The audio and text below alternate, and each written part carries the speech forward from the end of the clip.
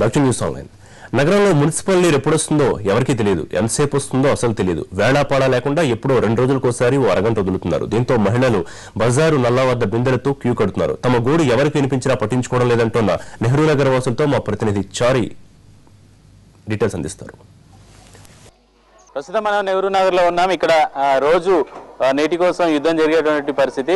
మహిళలకు ఇంట్లో సరిపడా వాటర్ సరిపోకపోవడం ఒక ఎత్తు అయితే, వచ్చే వాటర్ కూడా పూర్తి స్థాయిలో ఈ కాలనీ వాసులకు సరిపోయినటువంటి పరిస్థితి. ఇక్కడ మహిళలు నిత్యం నీటి కోసం యుద్ధం చేయాల్సినటువంటి పరిస్థితి. వీళ్ళ రోజు నీటి కోసం ఎంత ఇబ్బంది పడుతున్నారో, ఎన్ని కష్టాలు పడుతున్నారో అనే అభిప్రాయాలని వాళ్ళ మాటల్లోనే తెలుసుకుందాం. చెప్పమ్మా, ఈ కాలనీలో వాటర్ ఎన్ని గంటలకు వస్తుంది? వచ్చే నీళ్లు సరిపోతున్నాయా లేదా? ఎట్లా వస్తున్నాయి వాటర్? 5 గంటలకు నీళ్లు వస్తుంది.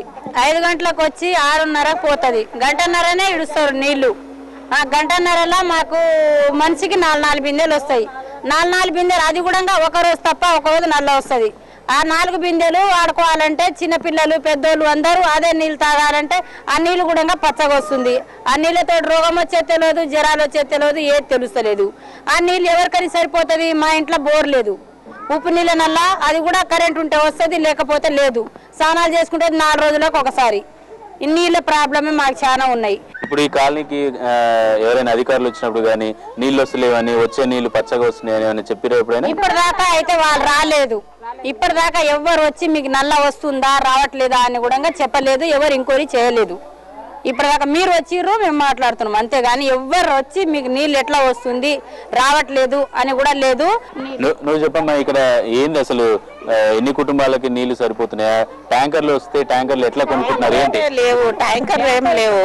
ఇక అవే సర్దుకుంటాము. ఏమైనా బోర్ ఉంటే బోర్తో తెచ్చుకుంటాము. ఎవరన్నా ఇండ్లలో ఎక్కువ నీళ్లు వస్తే వాళ్ళ దగ్గర తెచ్చుకుంటారు.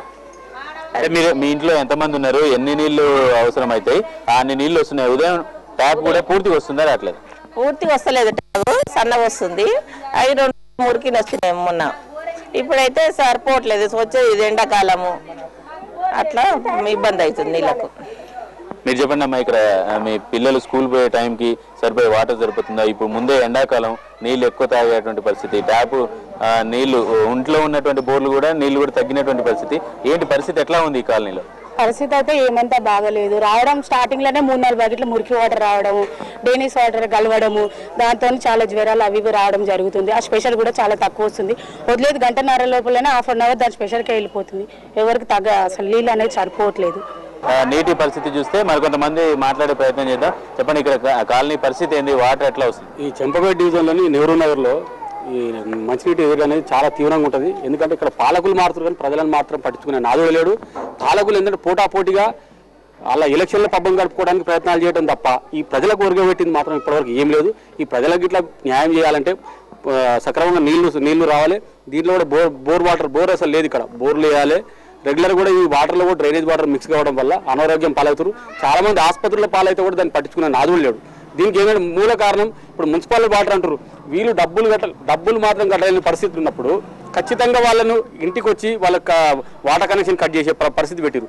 వాటర్ కనెక్షన్ కట్ చేసే పరిస్థితి ఉన్నప్పుడు వాటర్ రానప్పుడు అడిగే పరిస్థితి కూడా అధికారులకు ఉంటుంది. అధికారుల నిర్లక్ష్యం ఎందుకు? అంటే ఒక ట్యాంకర్ ఎంత అవుతుందమ్మా? ఎట్లా ఏం జరుగుతుంది? ఇంకా ట్యాంకర్ అంటే పెద్ద ట్యాంకర్ అయితేనేమో 1000కి 1700. మనం చిన్న ట్యాంకర్ తెచ్చుకుంటే 350, 400. ఇప్పుడు కాదేంది వాటర్ బిల్ కూడా పెరిగింది. ఇప్పుడు 50 రూపాయలు మళ్ళీ పెంచారు ఈ నెల 2 నెలల నుంచి. కానీ నీళ్ళు మాత్రం ఇచ్చడం అవే కానీ బిల్లు మాత్రం పెంచారు. అంటే ఒక వాటర్ ట్యాంకర్ తెస్తే ఎన్ని రోజులు వస్తుంది మీకు? ఇక సంపూర్ణ నింపుకుంటాం కాబట్టి వాడుకునే దాన్ని బట్టి ఉంటుంది సార్.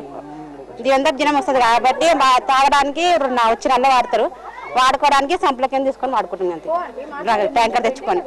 కాలనీలో అంటే ఓనర్లు వాటర్ తీసుకురావడం ఒకటైతే, మీరు ఆ వాటర్ వచ్చే ట్యాప్ ఛార్జ్, కరెంట్ ఛార్జీలు కూడా రెంటర్స్ మీద పడుతుంది. రెంటర్లు ఇబ్బందిగా ఫీల్ అవుతున్నటువంటి పరిస్థితి లేదా? ఏ ఇబ్బంది పడతారా అంటే మేము డబ్బులు కట్టాలి, వాళ్ళు డబ్బులు వాళ్ళు ఇస్తారే కదా, మొత్తం మాకు మేము భరించుకోలేము కదా. అంతే సార్. మొత్తానికి ఇది ఈ నెహ్రూ నగర్ లో ఉన్నటువంటి కాలనీ వాసుల పరిస్థితి. ఆ కాలనీలో ఇప్పటి వరకు ఉన్నటువంటి ఓనర్లు కావచ్చు, కాలనీలో ఉన్న రెంట్లకు ఉండేటువంటి వాళ్ళు కూడా ఇబ్బంది పడుతున్నటువంటి పరిస్థితి. అయితే ఇప్పుడు నీటి ఎద్దడి తీవ్రంగా ఉన్నటువంటి ప్రస్తుతమే ఇంత ఇక్కట్ల పాలవుతుంటే వచ్చే 1-2 నెలల్లో కూడా ఎండ తీవ్రత ఎక్కువగా పెరగడం, జలాశయాల్లో కూడా నీటి స్థాయి కూడా తగ్గిపోతున్నటువంటి పరిస్థితి. ఈ నేపథ్యంలో గ్రేటర్లో ఉన్నటువంటి ప్రజలకు ఇబ్బందులు తప్పేటట్టు మాత్రం కనిపించట్లేదు. అధికారులు ఇప్పటికైనా చర్యలు తీసుకోవాల్సి ఉంటుంది. అయితే ఆ కాలనీలో నీటి ఎద్దడి మూలంగా కూడా టూలెట్ బోర్డులు కూడా ఎక్కువగా వెలుస్తున్నటువంటి పరిస్థితి కనబడుతుంది. నెహ్రూ నగర్ నుంచి నీటి సమస్యల మీద ఇది అప్డేట్. కెమెరామెన్ నర్సింగ్తో చారి, ఎన్టీవీ, హైదరాబాద్. వరంగల్ జిల్లాలో ఎండలు ఠారెత్తిస్తున్నాయి. గత కొన్ని రోజుల నుంచి రికార్డు స్థాయిలో ఉష్ణోగ్రతలు నమోదవుతున్నాయి. మంట పుట్టిస్తోన్న ఎండలతో జనం బెంబెలెత్తిపోతున్నారు. వరంగల్ జిల్లాలో పెరుగుతున్న ఎండలు, జనం పరిస్థితిపై మరిన్ని డీటెయిల్స్ మా ప్రతినిధి సారంగపాణి అందిస్తారు.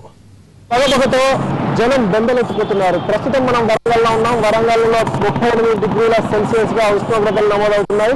ఎండ తీవ్రత బాగా ఉండడంతో ఎవరు బయటికి వెళ్ళడానికి సాహసించట్లేదు. ఒకవేళ బయటికి వెళ్ళిన అత్యవసర పరిస్థితుల్లో బయటికి వెళ్ళినప్పటికీ స్కార్ఫ్లు కావచ్చు, ఇటు కర్చీఫ్లు కావచ్చు, ఇటు కళ్ళద్దాలు కావచ్చు, వీటితో బయటకు వెళ్తున్నారు. అయితే ఏదైనా అత్యవసర పనుల మీద బయటకు వెళ్ళిన వాళ్ళు అటు జ్యూసులు కావచ్చు, ఇటు ఇతర పానీయాలు తీసుకుంటూ కూల్ డ్రింక్స్ కావచ్చు, ఇటు తర్వాత కొబ్బరి బొండాలు కావచ్చు, ఇవి తీసుకొని కొంత ఉపశమనం పొందుతున్నారు. వరంగల్ జిల్లా వ్యాప్తంగా ఉష్ణోగ్రతలు రోజు రోజుకు పెరిగిపోతున్నాయి. గత వారం రోజుల నుంచి చూసుకుంటే 35 డిగ్రీల సెల్సియస్ నుంచి 40 డిగ్రీల వరకు నమోదవుతున్న పరిస్థితి మనం చూడొచ్చు. సార్ చెప్పండి, ఎండలు ఏ విధంగా ఉన్నాయి? క్యాబ్ లేకుండా బయటకు వెళ్ళే పరిస్థితి ఏమైనా ఉందా? లేదు సార్, లేదు. ఇవాళ బాగుంది ఎండ.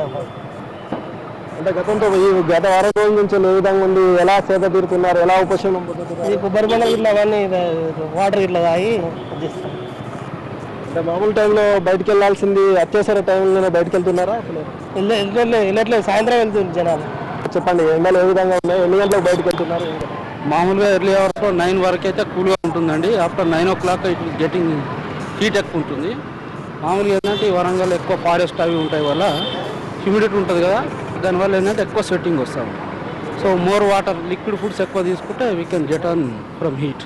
సో ఎక్కువ అదర్వైజ్ లైక్ థమ్స్ అప్ అవి కాకుండా కోకోనట్ వాటర్ కానీ లస్సీ కానీ అట్లాంటివి కనుక వాడితే we can get on from summer.